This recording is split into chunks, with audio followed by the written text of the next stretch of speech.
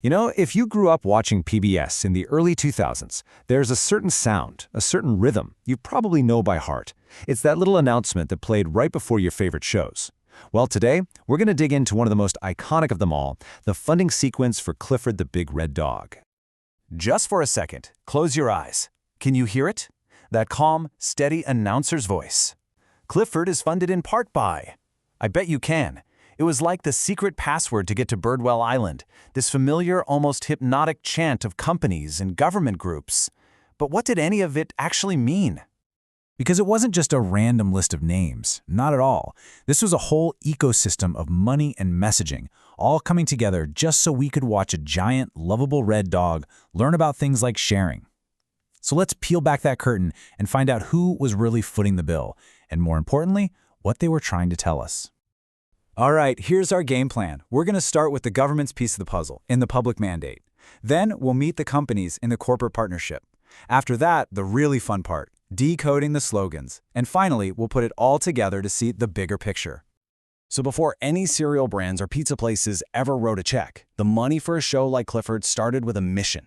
It started with public institutions whose whole job was to make sure that the stuff on our TV screens was actually good for kids, educational. And the first name you almost always heard was the Corporation for Public Broadcasting, the CPB. Think of them as the bedrock, the foundation of the whole thing. They're a nonprofit set up by Congress just to channel government money into public media, making sure educational shows have a solid base to build on.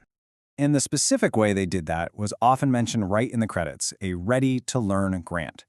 Now, this wasn't just random cash. It was a super targeted investment. It came straight from the Department of Education with one clear goal: use TV to get little kids ready for school. It literally connected Clifford the Big Red Dog to a national education strategy. Pretty cool, right? But here's the thing. That public money almost never covers the whole cost of making a show. And that's where the private companies come in. A whole cast of brands you definitely know stepped up to fill in those funding gaps. And in return, they got to attach their name to one of the most beloved shows on television. And what a cast of characters it was. Between the years 2000 and 2006, this was the crew.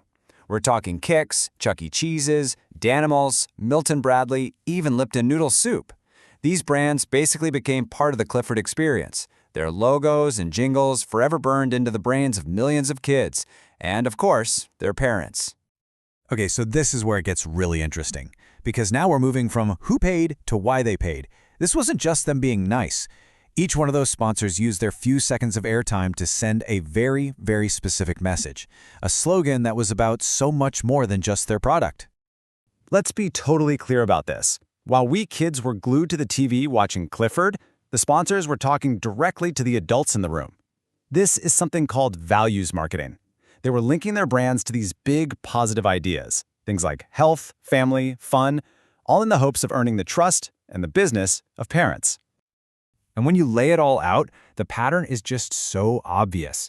Kix wasn't just selling cereal. They were selling trust and health with their famous kid-tested, mother-approved line. Chuck E. Cheese's wasn't just selling pizza and games. They were selling freedom and fun with where a kid can be a kid. Every single slogan was a direct line to a core value that parents care about. I mean, let's just take a second to appreciate this one. Kid-tested, mother-approved. It's pure marketing genius. In just 4 words, it solves the biggest problem at the family breakfast table. It's telling parents, hey, don't worry, your kid will actually eat this stuff, and you can feel good about giving it to them. It's the ultimate promise of a peaceful morning. And then you've got this masterpiece from Chuck E. Cheese's. Talk about staying on message. For years, their whole identity was where a kid can be a kid. It brilliantly positioned their restaurants as more than just a place with an arcade. It was a sanctuary for childhood itself. A place with no homework, no chores, just pure, loud, unstructured fun. And what's really fascinating is watching how their message changed just a little bit over the years. Early on, it was all about how families and fun go hand in hand. Later, it shifted slightly to this idea that doing something feels a whole lot better than doing nothing. That little tweak totally reflects this bigger cultural shift toward wanting to see kids be more active. Okay, so we've got the public mission and we've got the corporate sponsors, but hold on, there is one last piece to this funding puzzle. And honestly, it might just be the most important one because it's the one that brings everybody else into the story. That's right. and by contributions to your PBS station from viewers like you. We've all heard that line a million times, but it is so crucial. It changes you from just someone watching TV into an active partner. It makes the statement that this programming doesn't just come from Washington, D.C., or from some big company. It comes from us, from the very community that loves and watches it. So when you put it all together, this is what you get. It's basically a three-legged stool. You've got the public mandate setting that educational foundation, you've got the corporate partnership bringing in the major funding, and you've got viewers like you providing that crucial community support. If you take away any one of those legs, the whole thing gets pretty wobbly. And this contrast just says it all, doesn't it? On one side, you have the very formal, bureaucratic language of the government, a television cooperative agreement. Sounds pretty dry. And on the other, you have the warm, emotional language of the sponsor. It's this perfect little snapshot of where serious policy meets persuasive marketing. So here's the big takeaway. That list of names that we all used to tune out while waiting for the show to start, it was never just a list. It was a cultural document. It was a window into what American society, at the start of the 21st century, thought was important for its kids. Things like being ready for school, being healthy, spending time with family, and having the freedom to just be a kid. And that really just leaves us with one last question to think about. The next time you're watching a kids show, actually listen to those funding credits. Who's paying for things now? What values are they selling?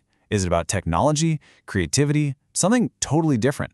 Because those few seconds before the show starts, they might just be telling you everything you need to know about the world we're building for the next generation.